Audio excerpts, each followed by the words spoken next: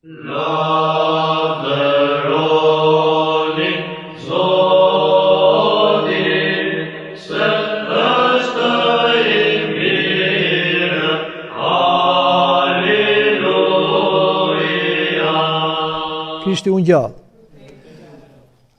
Sot do mbajmë një temë me pyetjen a mund ta duam parajsën pa Krishtin? Duket një pyetje e pazakont, por ja që ndodh, sepse ka të krishterë të cilët e duan parajsën, por nuk duan ta ndjekin Krishtin. Madje ka dhe të feve tjera që duan të shkojnë parajsën, por Krishtin e mohojnë.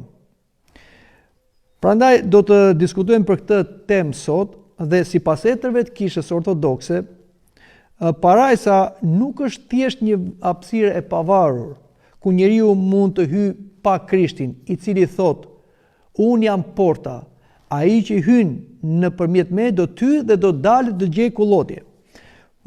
Por parajsa pra është vendi i bashkimit me Perëndin në Krishtin. Prandaj etrit e thonë në mënyrë të qartë, nuk ka parajsë pa Krishtin, sepse ai pra, biri dhe fjala e Perëndis është jeta e saj. Parajsa u krijua në qiell në fillim për botën angjëllore dhe pastaj u krijua në tokë për botën njerëzore, ajo parajsa bimore në kopshën e Edenit. Por njeriu e humbi të drejtën e parajsës për shkak se ai ra në mëkat, i shtyr nga xhelozia e djallit dhe u përzu nga parajsa dhe kështu filloi ajo tragjedia njerëzore dhe rrugtimi i njeriu për ta rigjetur përsëri parajsën. Por parajsa nuk mund të jepë njeriu për shkak se njeriu ishte në mëkat, lind me mëkat dhe rritet me mëkat. Dhe mëkati është një humner që nda njeriu nga Perëndia, por dhe nga parajsa e Perëndis. Prandaj erdhi biri dhe fjala e Perëndis u bë bir njeriu dhe ai bëri të mundur shlyerjen e mëkateve të njerëzve, sepse mëkati lahet me gjak. Dhe vetëm gjaku i Isu Krishtit si bir i njeriut pa mëkat, sepse ai nuk trashëgoi farën e Adamit, po erdhi vetëm nga lindja vigjërore e Virgjërës Mari, ai shlevi mëkatet e njerëzve. Dhe kështu Krishti pra, duke shpaguar mëkatin, u bë rruga për të vajtur në parajsë. Dhe pa Krishtin nuk mund të shkohet në parajsë, sepse sado që njeriu ta dëshiroj parajsën ose të përpiqet për shkuar në parajsë vetë, me çfarë do lloj forme, me çfarë do lloj sakrifice edhe sublime, ai nuk shkon dot, sepse mëkatet mbeten te njeriu. Kështu që nuk mund të hyjë në parajsën e Zotit, ku nuk duhet të ketë asgjë të mëkatshme. Prandaj është shumë e rëndësishme që ta pranojmë Krishtin si ai që na bën të mundur hyrjen e parajsës. Vetë Krishti tha: "Unë jam rruga", pra rruga për të vajtur tek Perëndia, "Unë jam e vërteta dhe unë jam jeta, askush nuk është shkon te Ati veçse me anën time." Prandaj nuk mund të ketë parajsë pa Krishtin, sepse e kthem prap në këndvështrimin e krishterë, ka të krishterë të cilët edhe besojnë Krishtin si një shpëtimtar, edhe besojnë si rrugën për parajsën, edhe besojnë si portën e parajsës, por ata nuk kanë një takim ose bashkim misteror me Krishtin. Thjesht ka një besim tradicional ose ka një besim formal, por jo një bashkim misteror. Pra, nuk janë të pagzuar dhe po që i pa pagzuar ti nuk je i bashkuar me Krishtin, ose kur janë të pagzuar nuk vazhdojnë më jetën kishtare, kështu që kanë humbur pagzimin, nuk pendohen, nuk rrëfen, nuk ungohen, nuk ishërohen, kështu që ata, edhe pse duan parajsën, prap nuk shkojnë dot në parajsë, sepse nuk janë të bashkuar me Krishtin. Po ashtu dhe atjerët të cilët e mohojnë fare Krishtin si mundësim për parajsë. Shën Vasili i Madh mëson se lumturia e njeriut është pjesëmarrja në jetën e Perëndisë. Kjo do thotë se parajsa nuk është një shpërblim i ndarë nga Krishti, por vetëm bashkim me të. Pra, parajsa nuk është, siç e thonë etrit, thjesht një vend, por është Perëndia. Atje ku është Perëndia, atje është parajsa. Do me thënë, pa Perëndin nuk mund të ekzistojë parajsa, kopshi i kënaqësive. Kështu që nuk mund të aderosh, dëshirosh, përpiqesh për shkuar në parajsë pa u takuar dhe u bashkuar me Perëndin. Dhe me Perëndin bashkohemi në Krishtin, sepse pa Krishtin nuk mund të ketë bashkim me Perëndin. Shën Grigori Naziansit, i quajtur dhe theolog, flet për shpëtim si hynizim, që do të thotë ne shpëtojmë ose na jepet mundësia në parajs kur neve shenjtërohemi, hynizohemi, pra bëhemi të ngjashëm me Perëndin. Nëse ne nuk do jemi të ngjashëm me Perëndin sipas hirit, atëherë ne nuk mund të qëndrojmë në praninë e Perëndis, pra ne nuk mund të hyjmë në parajs. Etrit në përgjithësi, në një zë, thonë që edhe pse ka një dëshirë për parajsën nga njerëzit, pra dua një vend që mos kenë mundime, po të jetë një vend me kënaqësi dhe lumturi të përjetshëm, pa Krishtin është një pamundësi dhe është keq kuptim i parajsës. Sepse e përsërisim, parajsa është prania e Perëndis dhe Krishti është rruga drejt Perëndis Atit dhe porta për të hyrë në parajs. Sipas ortodoksisë, njeriu nuk mund ta dojë vërtet parajsën në kuptimin e saj të plot pa Krishtin. S'mund thuar që unë du parajsën dhe nuk dua Krishtin. Sipas etrëve ortodoks, kjo është një paradoks shumë i vjetër i zemrës njerëzore. Njeriu dëshiron gëzimin e Perëndis, po shpesh nuk duron dhe nuk pranon vetë Perëndin. Arsyeja kryesore është, e para, njeriu kërkon gëzim pa kryqin. Pra, ne kërkojmë vetëm gëzim, po një gëzim pa mundim. Do me thënë, Krishti tha, kush do të vi mbas me të moj vetën, të marrë kryqin e të më ndjek pas. Që do të thotë, për të hyrë në mbretërinë e Zotit, në parajsën, nuk mund të ish lehtë vetëm se ke një dëshirë, por duhet të përpiqesh, sepse duhet të mbash kryqin, duhet të marrësh një mundim të përditshëm dhe të ecësh në gjurmët që eci Krishti. Krishti, për të hyrë si njeri, se si Perëndia ai ka qenë gjithmonë në mbretërinë qiellore, bashkë me Atin dhe me Shpirtin e Shenjtë, dhe ai është parajsa vetë, por si njeri ai hyri në mbretërinë qiellore, hyri duke kaluar nga rruga e kryqit, rruga e Golgothas. Kështu që edhe neve, nëse duam shkojmë në parajsën ku është Krishti, nuk mund gjejmë një rrugë tjetër alternative më të lehtë se ajo çfarë kaloi dhe depërtoi Krishti. Kështu që nuk ka parajsë pa kaluar nga mundimet e kryqit. Etrit thonë se shumë njerëz e imagjinojnë parajsën si lumturi dhe paqe, mungesë vuajtjes, por Krishti vjen edhe si kryq, pra, pendim dhe ndryshim i brendshëm.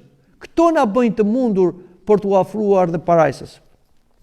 Por kemi edhe një gjë tjetër, është egoizmi.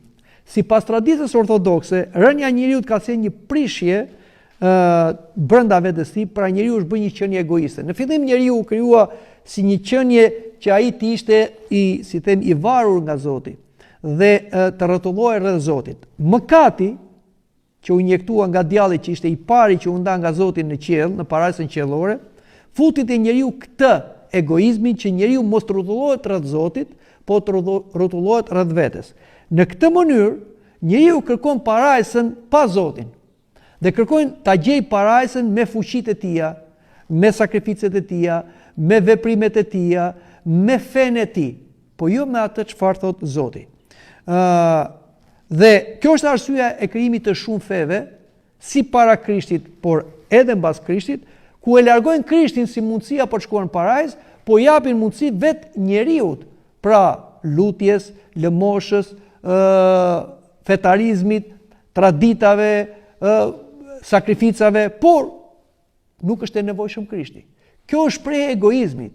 Kjo është arsyeja pra që këto fe e kundërshtojnë Krishtin, sepse kanë të kalcifikuar egoizmin. Njeriu dëshiron të shpëtojë vetë nga vetvetja, që kjo është e pamundur. Si mund thot një i smur që unë do shpëtoj nga smundja pa mjekun. Patjetër që kjo nuk bëhet, kështu dhe një njeri që thot që unë shpëtoj nga vetvetja dhe shkoj në parajsë nga vetvetja, dhe kjo që është një lloj mburje ose një lloj shpërblimi që pretet nga Zoti, kjo është e pamundur. Sepse çfarëdo që të bëjë njeriu është një qenie mëkatare dhe veprat e tij, sado të mund duken të larta sy njerëzor, në syrin e Perëndis janë pachavure, sepse janë të përzierë me mëkatin, me egoizmin, me interesa, me lakmin, dhe patjetër që këto nuk pranohen tek Zoti. Nuk mund të hyjnë në parajsën e Zotit. Prandaj është një dështim i madh të shumë njerëz që pretendojnë të hyjnë në parajsë me veprat e tyre pa veprën e Perëndis në Krishtin. Dhe një tjetër arsye që njerëzit duan parajsën po pa Krishtin është frika nga dorëzimi i plot. Pra, të duash Krishtin do të thotë të ndryshosh mënyrën tënde të jetesës, mos jetosh më siç ke jetuar ti, po siç ka jetuar Krishti. Kjo është të qenë ti krishter, sepse të krishter nuk bën thjesht emri ose tradita, ose formalizmi, po të bën zbatimi i porosive. Çfarë tha Krishti? Nëse zbatoni porositë e mia, tregoni se më doni. Dhe pse më thrisni Zot, Zot dhe nuk i bëni ato që ju them unë. Prandaj, njerëzit të cilët nuk duan të ndryshojnë jetën, e duan parajsën, por i shmangen rrugës së kryqit, rrugës së Krishtit. Dhe diçka tjetër që njerëzit duan parajsën pa Krishtin, është një dëshirë jo kryesore, po është një dëshirë periferike. Pra, etrit thonë se zemra e njerit është krijuar për Perëndin. Por fatkeqësisht në zemrën e njeriu ka hyrë dhe shumë dëshira të tjera që janë të paperëndishme. Dhe kjo ka konkuruar atë, si them, Perëndin. Kështu që zemra e njeriu është si një zemër e vjedhur nga dëshira të tjera që nuk janë të perëndishme, nuk janë qëllime kryesore, por njeriu këtë nuk e kupton. Prandaj dhe njerëzit sot përpiqen të gjejnë alternativa dhe forma të mbushin zemrën e tyre, po pa Perëndin dhe gjithmonë ata janë të zbrazët. Dhe kjo i çon njerëzit në një aventurë pa krye, sepse, si thotë dhe Shën Augustini i Madh, zemra e njeriu nuk qetësohet pa u përmbushur me Zotin. Kështu që nëse ne nuk kemi dëshirën primare të bashkohemi me Zotin, atëherë ne nuk do përpiqemi as për të vajtur në parajs, ose, si themi, nuk do pranojmë as sakrifica dhe as mundime për t'i dhënë asaj qëllimin kryesor, pra të bashkojmë me Krishtin dhe të bëhemi pjesë të parajsës.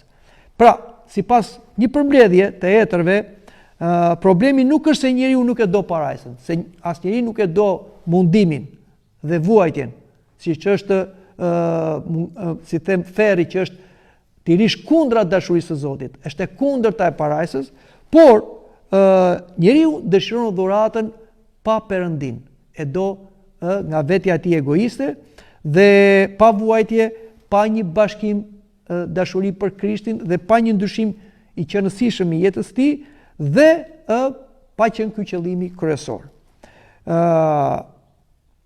Por le të flasim edhe për diçka tjetër që është shumë e rëndësishme, për mënyra të ndryshme se si njerëzit e përjetojnë realitetin e pranisë Perëndis. Pra, mund të kemi dy njerëz të cilët janë dy vëllezër, dy motra, bashorti me bashorten, dhe edhe pse ata dëgjojnë për Perëndin, përjetimi i Perëndis për ta është krejt ndryshëm.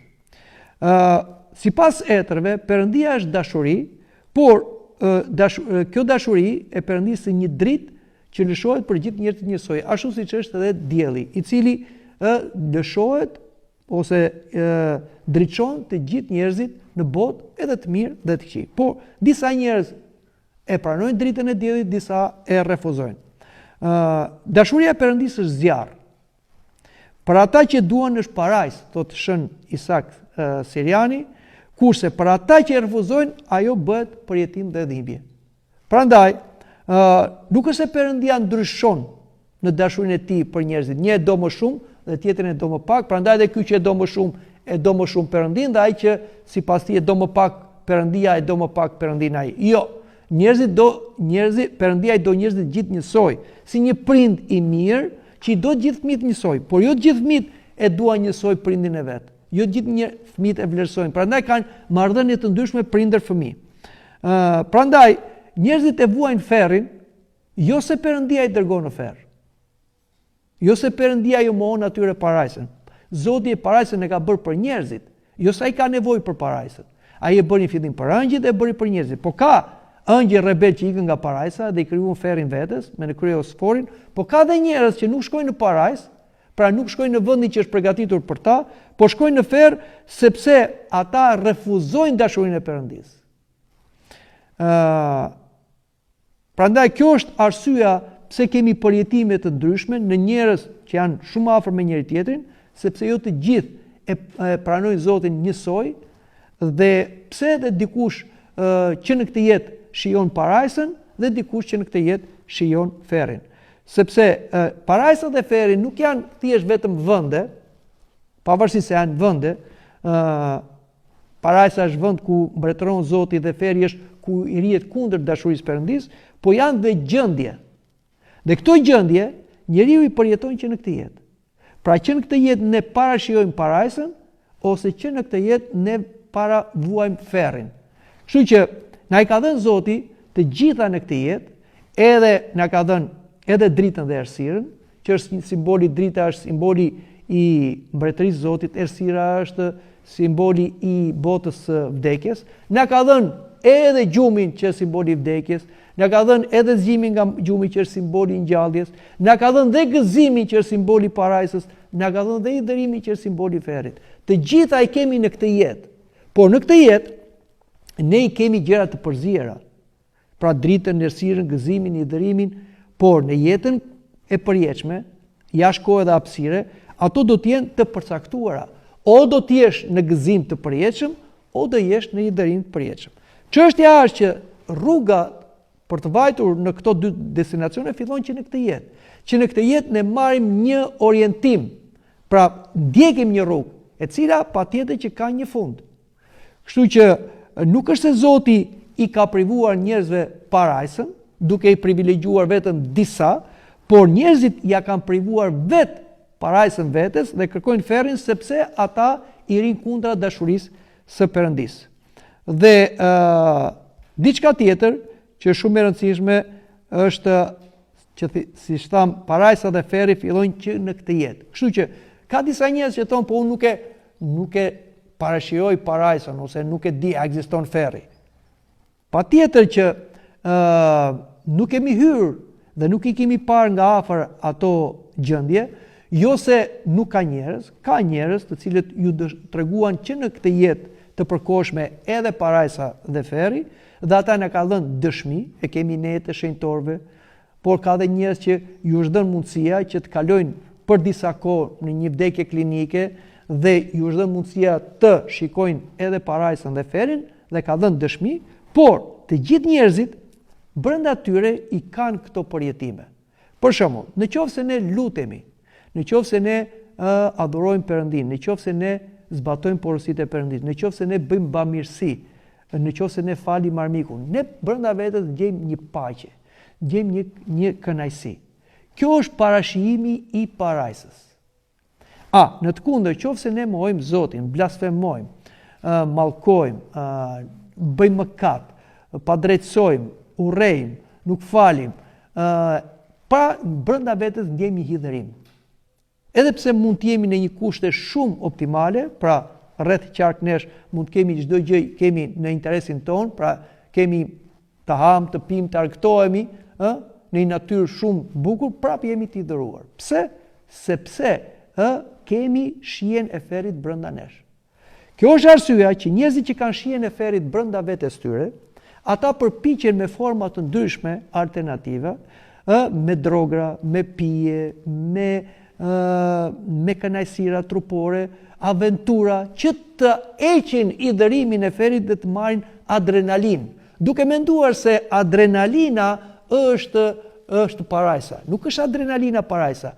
Adrenalina është thjesht çështje kimike e trurit, është një emocion, një kënaqësi e çastit, por pastaj njeriu përsëri vjen në gjendjen ku është, në gjendjen e i dërimit. Kështu që njerëzit shkojnë gjithnjë më tepër në këto rrugë pa krye dhe kur nuk shkëputen nga i dërimi i ferrit, sepse ferri nuk është diçka e jashtme, po është brenda njeriut, është në zemrën e njeriut. Qofse në zemrën e njeriut është mëkati, aty është dhe djalli, dhe ku është djalli është dhe ferri, sepse djalli ka kriju ferrin vetes. Dhe e kundërta, ku në zemrën e njeriut është Zoti dhe janë virtutet, aty janë parajs. Prandaj njerëzit e Zotit janë njerëz që jetojnë thjesht, janë njerëz që nuk i intereson shumë argëtimi i tepër në botë, kënaqen me pak. Pse? Se janë të ngopur me gëzim, janë të përmbushur me kënaqësi, sepse kur është Zoti me ne, gjithçka është me ne dhe gjithçka është pro nesh. Dhe diçka tjetër që mund të themi Do thot dikush, po mirë, pse Zoti nuk i merr të gjithë njerëzit në parajs? Ky është një mendim që shumë njerëz e bëjnë për të justifikuar atë apatinë e tyre ose mosdëshirën e tyre, indiferencën e tyre për mos shkuar në parajs. Dhe thonë që ja, Zoti është dashuri, derisa është dashuri Zoti, pse ai nuk i merr gjithë njerëzit? Si një prind i mirë i cili do që gjithë fëmijët e tij, edhe të mirë dhe me probleme, ai t'i japi kushte optimale. Shikoni çfarë thot Krishti. Kur fëmijët tuaj ju kërkojnë buk, ju jepni gur, ose kur fëmijët tuaj ju kërkojnë peshk, ju jepni gjarpër? Jo. Ose kur kërkojnë vezë, ju jepni akrep? Jo. Pra, sado që ju jeni të këqitët, se jeni njerëz me mëkate, ju jepni gjëra të mira fëmijëve tuaj. Po ati juaj nuk do t'ju jap atyre që i luten shpirtin e shenjtë? Por, pastaj thot, kur të vi biri njeriu në tokë, a do gjej besim? Pra, ku është problemi?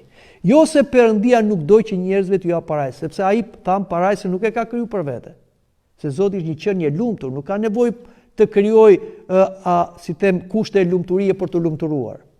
Ai e krijoi për krijesat që t'i lumturojë dhe ato në parajsën që krijoi Zoti. Dhe parajsa çfarë është? Është hiri i Shpirtit të Shenjtë.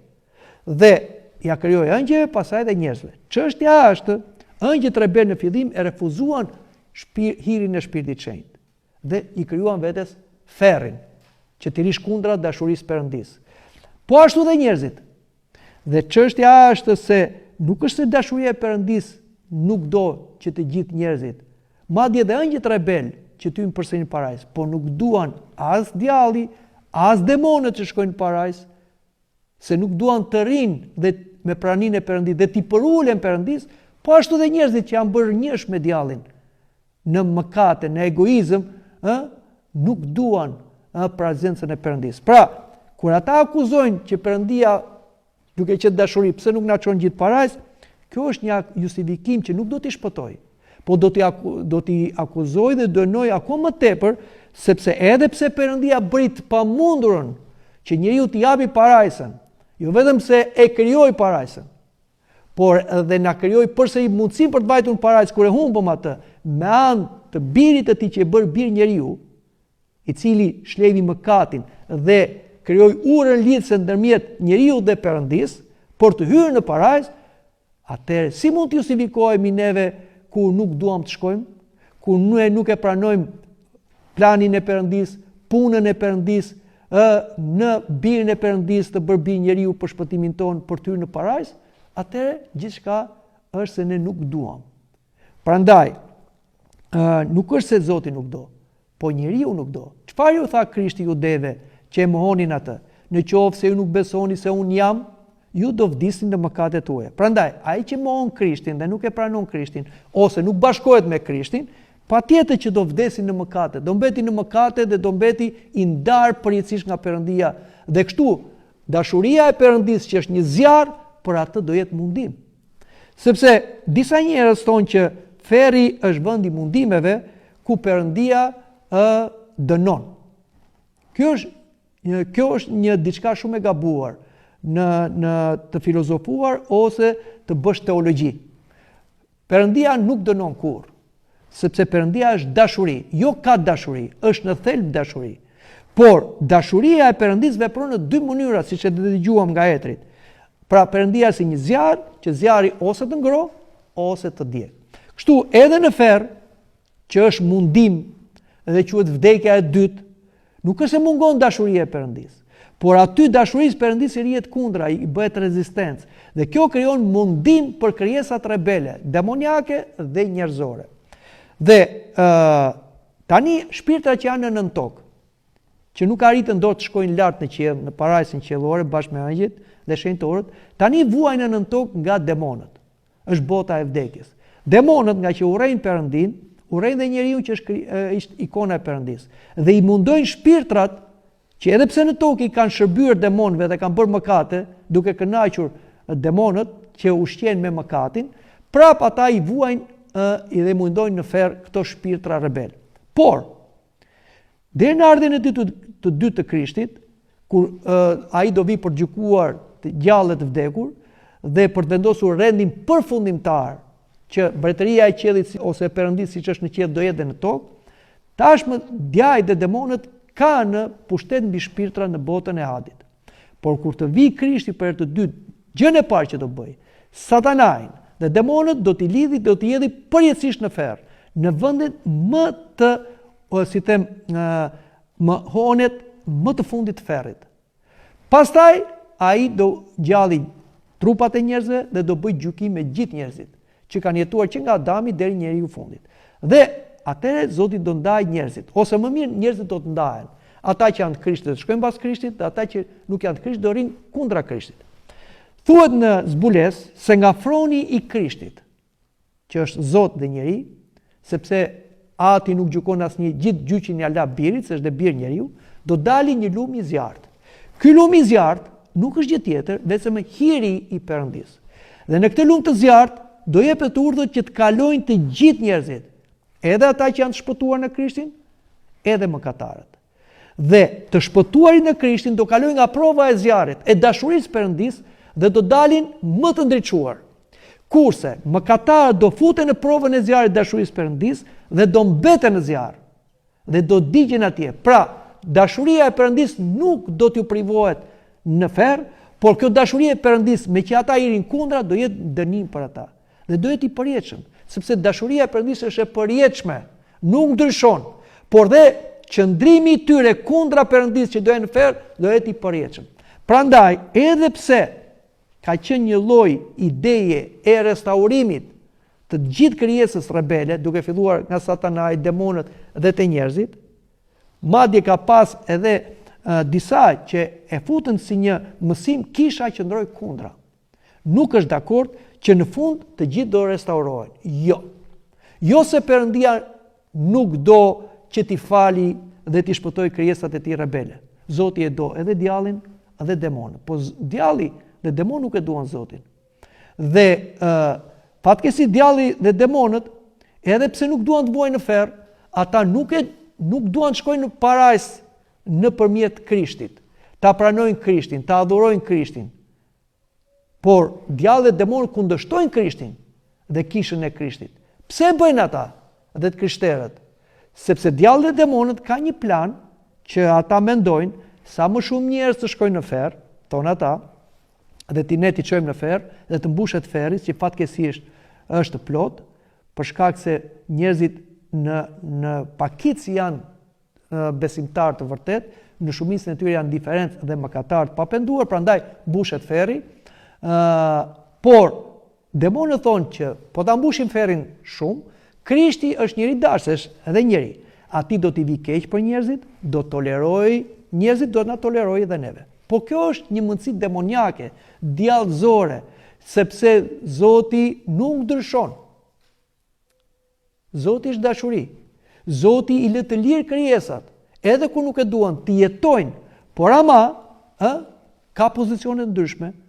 Ai që e do Zotin do rri bashkë me Zotin, dhe ai që nuk e do Zotin do jetë kundra Zotit. Ai që e do Zotin do marri nga dashuria e Zotit, dhe kjo është parajsa dhe jeta e lumtur, dhe ai që nuk e do Zotin, ai do privohet nga kjo dashuri, do ri kundra, dhe ky është ferri që quhet mundim përjetshëm ose vdekja e dytë, sepse nuk është jetë, do jetë vetëm mundim, prandaj quhet vdekja e dytë. Kështu që nuk ka parajs pa Krishtin. Dhe asnjëherë nuk duhet të mendojmë se Zoti do të tolerojë, do të heqi komplet portën e parajsës dhe do të bëjë si një han pa porta parajsë. Gënjehemi. Zoti është dashuri, po Zoti është dhe drejtësi. Zoti ka vendosur ligje. Në dashurinë e tij ai kërkon të shpëtojë të gjithë njerëzit, por në drejtësinë e tij ai dënon mëkatin dhe mëkatarin që i bashkuar me mëkatin. Zoti e zgjidhi dashurinë e tij dhe drejtësinë e tij në Krishtin, sepse në Krishtin ai bëri shpëtimin e gjithë njerëzve dhe në Krishtin ai shlyvi mëkatet e njerëzve. Kështu që ata që bashkohen me Krishtin, ata pranojnë dashurinë e Perëndis dhe shlirohen nga mëkatet e tyre dhe shkojnë në parajs. Kurse ata që mohojnë Krishtin, si antikrishter, që nuk e pranojnë Krishtin, por dhe ata të krishterë hipokrit që thjesht e kanë formalisht Krishtin, ata do mbeten në mëkatet e tyre dhe nuk do hyjnë në parajsën e Zotit. Dhe kjo nuk është se Zoti nuk do, por se njeriu i pabes, hipokrit, mëkatar nuk do. Dhe nuk do ketë mundim më të madh në ferr për ndërgjegjen e akuzuar që do t'i thot dhe do t'jetë akuzë e përjetshme si një krim i pafjetur për njeriu që është në ferr, që do të thot ti e mohove dashurinë e Perëndis. Ti e privove veten nga dashuria e Perëndis. Ti nuk i bëre vetes atë që duhet bëje për dashuri sipas dashurisë Perëndis. Prandaj ti meriton të jesh këtu. Dhe kjo pra do jetë nga mundimet më të mëdha të ferrit, sepse njerëzit në ferr do ta kuptojnë që i kanë bërë vetes një të keqe të madhe, fajtorja në ata vetë dhe jo Perëndia, por në ferr nuk ka pendim. Njeriu mbetet në gjendjen që del nga jeta.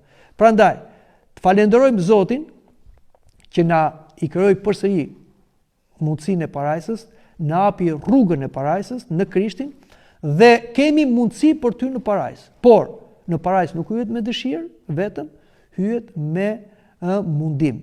Krishti thot, 2 rrugë janë. Një është rrugë e përpjet dhe vështirë, shumë do dëshirojnë, pak do të arrijë, esni nga kjo rrugë, dhe kjo është rruga e kryqit që bëri Krishti, pastaj hyri në parajsën qiellore. Kjo rrugë është dhe rruga jonë. Dhe është një rrugë tjetër, thot, e gjerë, e tatpjet dhe shkojnë pa është rruga e humbjes. Pra kjo është rruga e botës ose e ferrit që parashijohet që në këtë jetë. Le të ndjekim rrugën e ngushtë, atë që ndoqi Zoti i Krisht, atë që ndoqën shejtorët, që edhe ne vetë shkojmë parajsë. E përfundojmë me këto fjalë. Sa herë që dikush pagëzohet në kishën ortodokse dhe miroset, dhe emri i tij shkruhet në librin e jetës dhe librin e kishës, atij bëhet një shtëpi në parajsë, një vend në parajsë. Por jo të gjithë hyjnë në atë shtëpi dhe shkojnë në atë vend. Fatkeqësisht në parajsë ka shtëpi bosh dhe vende bosh, sepse njerëzit për cilën u përgatit ai vend me anë të pagëzimit nuk shkuan, se nuk qëndruan deri në fund me Krishtin. Pra nuk patën një vdekje të krishterë. Mendoj që këtu ta mbyllim edhe bisedën tonë, për të takuar në takimin e ardhshëm. Përshëndesim njëri tjetrin përsëri me përshëndetjen paskale, Krishti u ngjall, vërtet u ngjall. Lavdëroni Zotin.